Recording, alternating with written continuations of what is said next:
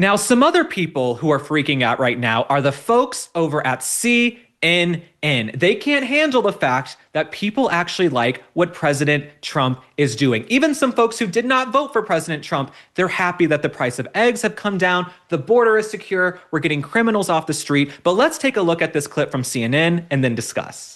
Yeah, you would think after all of the waves, Kate Baldwin, after the last few months, the first 5 months of the Donald Trump presidency, right, the first 4 months of the Donald Trump presidency, that you expect that Democrats would have this massive lead on the economy.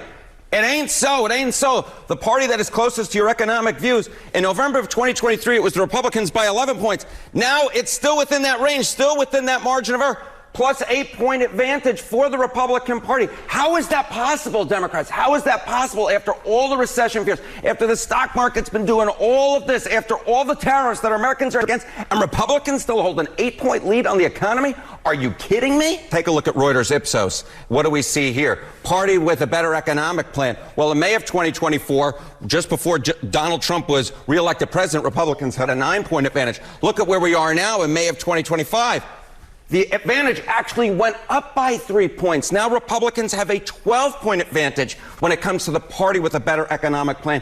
Clearly, the folks at CNN need to get out and talk to real Americans. The problem with these folks is they sit in their television studios in Los Angeles and New York. They fly over the rest of the country and they have no understanding of how real America is thinking. People are happy with President Trump's policies because he's doing what he ran on. Okay, for years he talked about tariffs. Years he talked about securing the border. Years he was talking about let's get down this Biden inflation, the sky high, record high inflation. So he got overwhelmingly voted into office, every single swing state, 312 electoral college votes, the House, the Senate. So he gets back in, he's doing what people voted for, and CNN is shocked that his polling is doing well. But the job of CNN, MSNBC, is really to teach us that the views of the minority are actually the majority, and they try to gaslight us constantly. And what's also interesting is you could see that Harry Enton brought up, all the negative press and the talk of tariffs and talks of recession.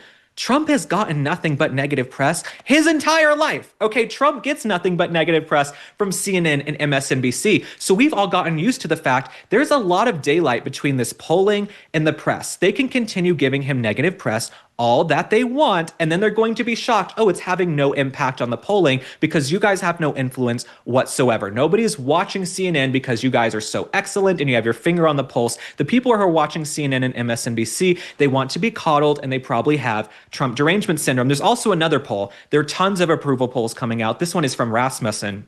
Very credible poll. They say that Trump has a 53% approval rating, which is very good. For any president, anything over 50% is amazing, and it's because he's doing what he ran on. Americans said, our top issue is the economy, it's inflation, it's the border, it's getting men out of women's sports. So Trump came in, and that's what he's handling, and that's what he's doing. So it's funny to see these folks over at CNN act all shocked and guffawed and gooped over the fact that he's doing so well and his polling is doing well. But they need to get out there and talk to more real people, because if they think the negative press is going to tank his polling, he always gets negative press, okay? He only gets negative press, so this isn't a shock whatsoever. Now, something else that's tangentially related has to do with the auto pin, okay? We keep hearing about the auto pin. I didn't know what the auto pin was, okay? The word auto pin was not in my vocabulary. It probably wasn't in yours until the last few months. Apparently, there was no 46th president. We just had this pin on a little motor that would put Joe Biden's signatures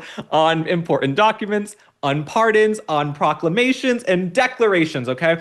Well, we have an investigation right now, okay? President Trump's Justice Department is investigating whether Biden was competent enough to grant last-minute pardons before leaving office. So Ed Martin, who's the DOJ pardon attorney, he is looking into all of this, and I could not be happier because we should know if the president was aware he was signing these pardons. We could all see the guy's brains were mashed potatoes. We could see he was not doing well. It was clear Joe Biden and these other shadowy figures, these unelected bureaucrats, were running the country the last 4 years. So if these pardons are illegitimate, all the people he tried to get out of prison, I want y'all to go back. Hunter, James Biden, the entire family, everybody he pardoned, if those are illegitimate, sorry, y'all aren't off the hook.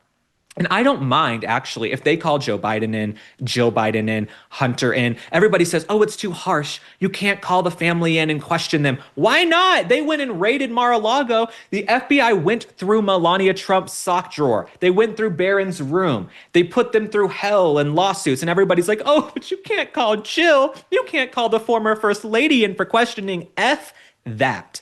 Drag Jill Biden in, put her under oath, put her on camera, asked her questions. How come the Bidens are constantly given a pass, but no one on the right is ever given a pass? People don't want to talk anymore about their business dealings. They don't want to talk about what Hunter was up to. They don't want to talk about the real character of Joe Biden. Let's call everybody in and ask them questions, because the clips I've seen of Joe Biden recently, he still does not seem well. He seems to still be struggling. So I question if these pardons are legitimate. We also have some more information here. So this investigation, it's going to focus on pardons for 5 first family members. Like I said, Biden's brothers, James, Hunter. We're going to be looking into all of that. They're also going to look at some of the commuted sentences for 37 out of the 40 people they commuted on federal death row.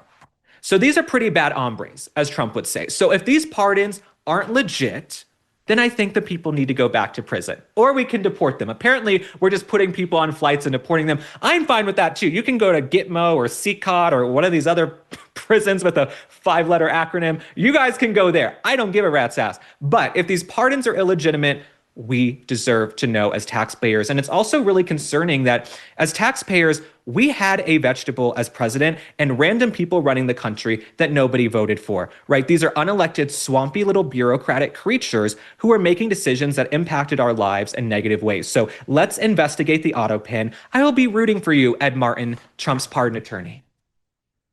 Now, speaking of the legacy media and fake news and grifting and lying, MSNBC, no shock here. We spoke about this in my first episode, but it's gotten even worse. Their ratings are in the gutter. Jen Psaki, you might remember her. She wasn't the one with the binder. That was Karine Jean-Pierre. Jen Psaki, she's the redhead. She would circle back. She was the White House press secretary. Well, her ratings continue to plummet at MSNBC. They moved her into prime time, right? They moved her into the 9 p.m. slot. I don't know why they thought this was a good idea. She's incredibly unlikable, and she has no personality. But she has lost 47% of her viewership.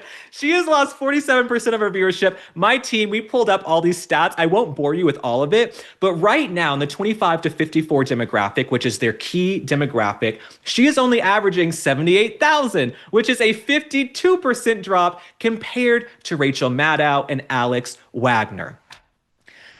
Jen Psaki, this might not be the business for you. This is like the advice I give to Meghan Markle. You might not be someone who's meant for fame and fortune. Maybe being on television isn't your calling, Jen Psaki. MSNBC continues putting these incredibly unlikable folks on television. Also, MSNBC, the people are hard to look at, okay? All the men look like women. All the women look like men. I've said for years, I understand MSNBC is all about DEI and LGBTQ, but does the entire primetime lineup have to look transgender? You know what I'm saying? Rachel Maddow, she's tough to look at. Joy Reid, well, she got, canned, but she was tough to look at too. Then they replaced her with Simone Sanders. God forbid MSNBC put some nice looking, pleasant people on there to deliver the real news. But I'm not shocked.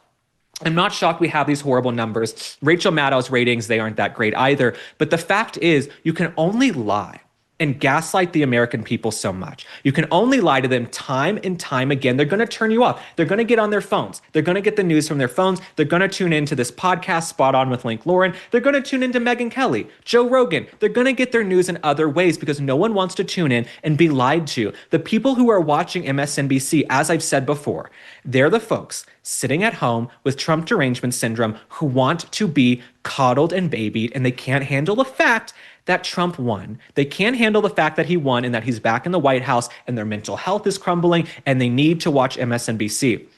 And when I was getting ready for this episode last night, I actually turned on MSNBC just to see what was going on, right? It's interesting to see what the other half is speaking about. It was the most spooky, kooky, fever dream type of show I had ever seen. I'm watching MSNBC.